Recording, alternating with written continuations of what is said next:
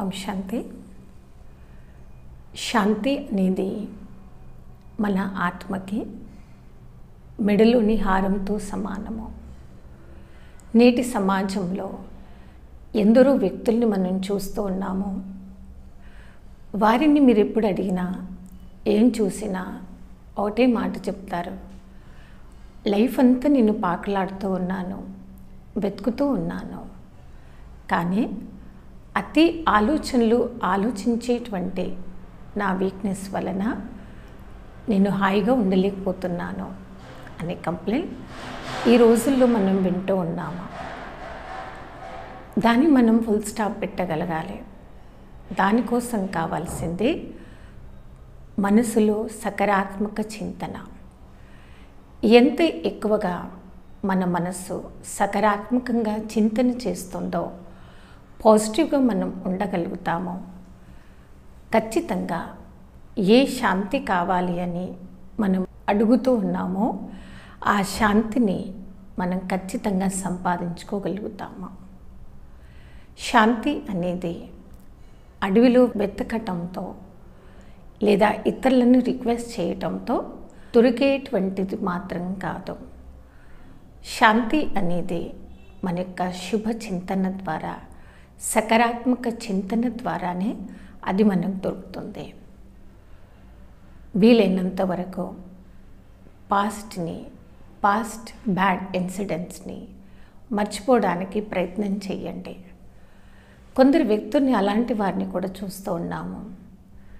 వాళ్ళ problem ప్రజెంట్లో face చేస్తున్న problem కాకుండా పాస్ట్లో ఎప్పుడో అయిపోయినవి, వాళ్ళ యొక్క చైల్డ్హుడ్ కానివ్వండి, బాగా లైఫ్లో ఎదగాలి అనుకున్నటువంటి టైంలో వారు ఫేస్ చేస్తున్నటువంటి ప్రాబ్లమ్స్, ఫైనాన్షియల్ ప్రాబ్లం కానివ్వచ్చు, లేదా సమాజంతో వచ్చినటువంటి ప్రాబ్లమ్స్ కానివ్వండి, అలాంటి రకరకాల ప్రాబ్లమ్స్లో ఇరికిపోయి వాటి నుండి బయటకు ఎలా రావాలి అని, సరైన మార్గం ఏంటి అని తెలియక అతిగా ఆలోచించటంతో ఆ యొక్క ఫీలింగ్ నుండి బయటకు రాలేక దుఃఖము, అశాంతిని అనుభవిస్తూనే ఉన్నారు. వీలైనంత వరకు స్వచింతన చేయడం మొదలుపెట్టండి. పరమాత్మ చింతన చేయడం మొదలుపెట్టి అయిపోయిన గతాన్ని కంప్లీట్గా ఫుల్ స్టాప్ పెట్టినప్పుడే మనకు కావలసినటువంటి నిజమైన శాంతి యొక్క అనుభవం మనం చేస్తాము. అందుకే అంటారు, శాంతి అనేది మన యొక్క మెడలోని హారంతో సమానము. మెడలో హారం వేసుకొని ఆ శాంతి కోసము వ్యర్థంగా వెతకడం మానుకోండి. మనసులో నిత్యం ప్రశాంతంగా ఉండాలి అంటే ఎప్పుడు కూడా ఏ ఆత్మ గురించి నెగిటివ్ కానివ్వండి, ఆ నెగిటివ్ ఆత్మ యొక్క వీక్నెస్ని కానివ్వండి తెలుసుకోవడానికి కానీ, వినడానికి కానివ్వండి, లేదా విన్న ఆ బ్యాడ్ని ఇతరులకు చెప్పడానికి కానీ ఏ రకంగా ప్రయత్నం చెయ్యకండి.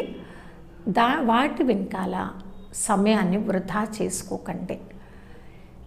పరమాత్మ మనందరికి ఇచ్చేటువంటి సందేశం ఏంటంటే, శాంతి మీ ఆత్మ యొక్క స్వధర్మము. అందుకే అంటారు, స్వధర్మము ఆత్మలో సుఖం పెంచుతుంది, పరధర్మం ఆత్మలో దుఃఖం పెంచుతుంది. స్వధర్మంలో ఉండండి, చాలా సుఖంగా ఉంటారు. పరధర్మం అనగా అశాంతి, దుఃఖము.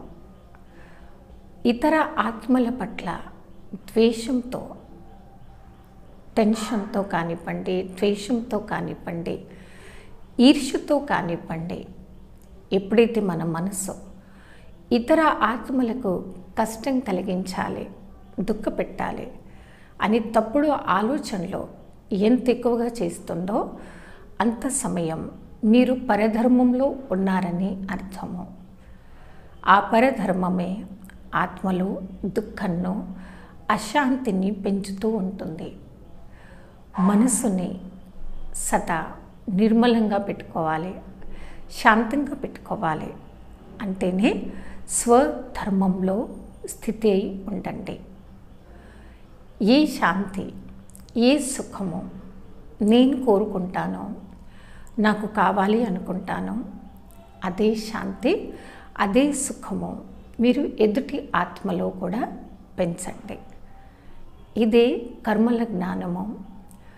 మనసుతో కానివ్వండి, నా దృష్టితో కానివ్వండి, ఏదైతే నేను ఇతరులకు పంచుతానో రిటర్న్ ఖచ్చితంగా నేను అది పొందుతాను. ఇప్పుడు ఇతర జీవితంలో శాంతిని మాత్రమే చూడాలి, వారు సుఖంగానే కనపడాలి. అదే గుణం మీరు పెంచుకోండి, అదే గుణం ఇతరులకు పంచండి.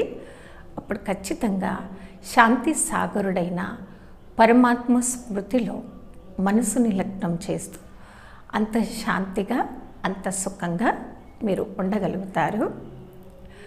ఓం శాంతి.